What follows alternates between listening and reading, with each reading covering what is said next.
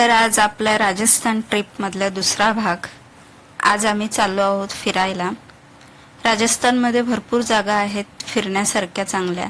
त्यामधली एक जागा म्हणजे रणकपूर जैन मंदिर. आज आम्ही चाललो आहोत जैन मंदिरमध्ये. खूपच छान शांत आणि वेगळं मंदिर आहे. तुम्ही राजस्थानचं वातावरण पाहू शकता.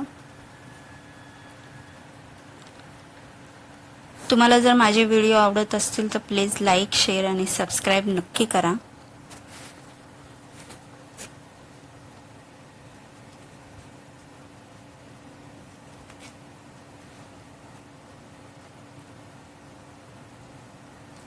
आता आम्ही पोचलो आहोत रणकपूरला.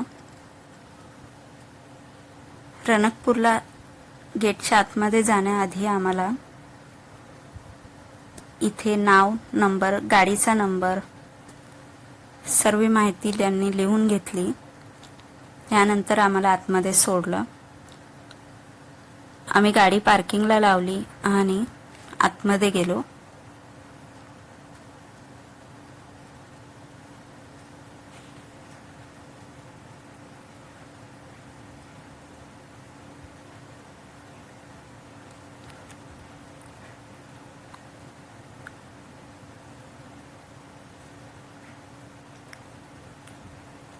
आज रविवार असल्यामुळे भरपूरच गर्दी होती मंदिरामध्ये.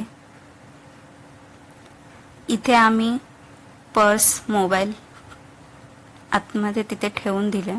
जर तुम्हाला मोबाईल आतमध्ये घेऊन जायचा असेल तर तिथे पर मोबाईल 100 रुपीज चार्ज होता. आम्ही देवासाठी फुलं घेतली आणि मंदिरामध्ये गेलो.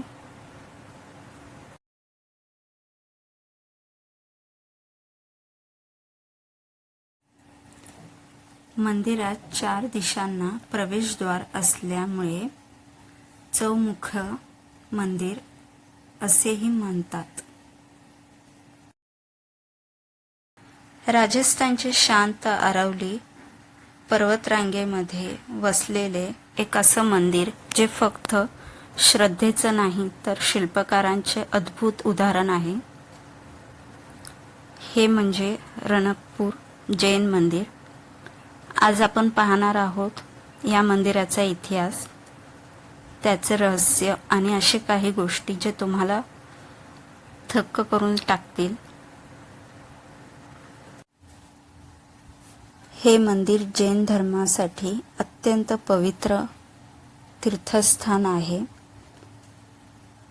दरवर्षी हजारो भक्त आणि पर्यटक. रणकपूर जैन मंदिर राजस्थानमधल्या पाली जिल्ह्यात आहे. उदयपूर पासून साधारण 90 किलोमीटर अंतरावर आहे. अरवलीच्या हिरवागार डोंगरामध्ये वसलेले हे ठिकाण नैसर्गिक आणि आध्यात्मिक ह्याचे सुंदर मिलाप.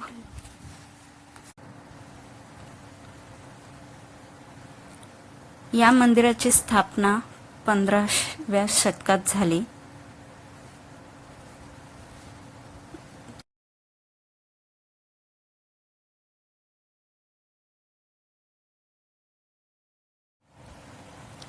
धारणा शाह नावाच्या जैन व्यापारीने ह्याची कल्पना केली होती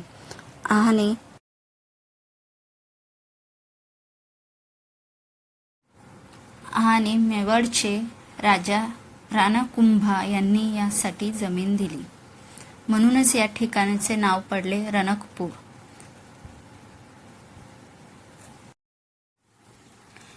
हे मंदिर भगवान आदिनाथांना समर्पित आहे, जे जैन धर्मातले पहिले तीर्थंकर आहेत. रणकपूर मंदिराचे सर्वात मोठे वैशिष्ट्य म्हणजे यातले 1444 संगमरवरी खांब. आणि आश्चर्य म्हणजे प्रत्येक खांबाची नक्षी वेगळी आहे. कोणताही खांब दुसऱ्यासारखा नाही.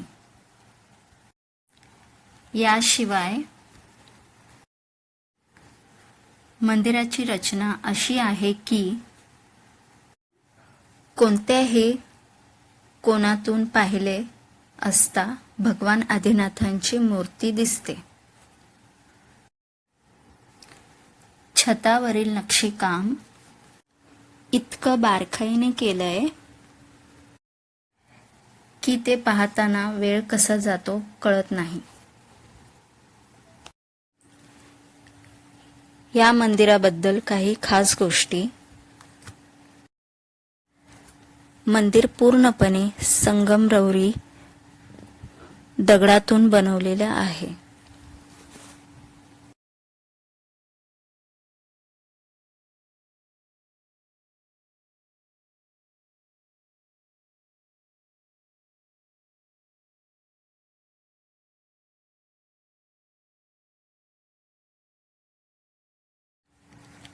इथे प्रकाश नैसर्गिक पद्धतीने आत येतो.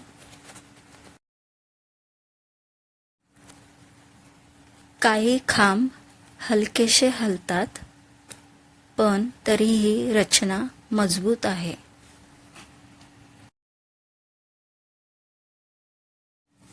हे सगळे पाहून त्या काळातले तंत्रज्ञ किती विकसित होते याची कल्पना येते.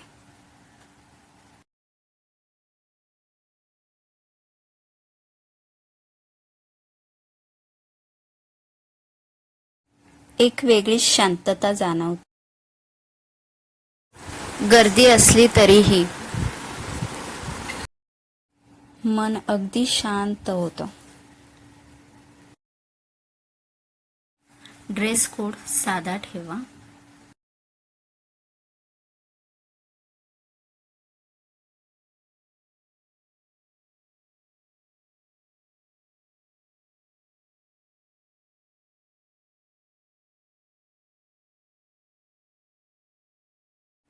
निसर्गाचा आनंद घ्यायला विसरू नका.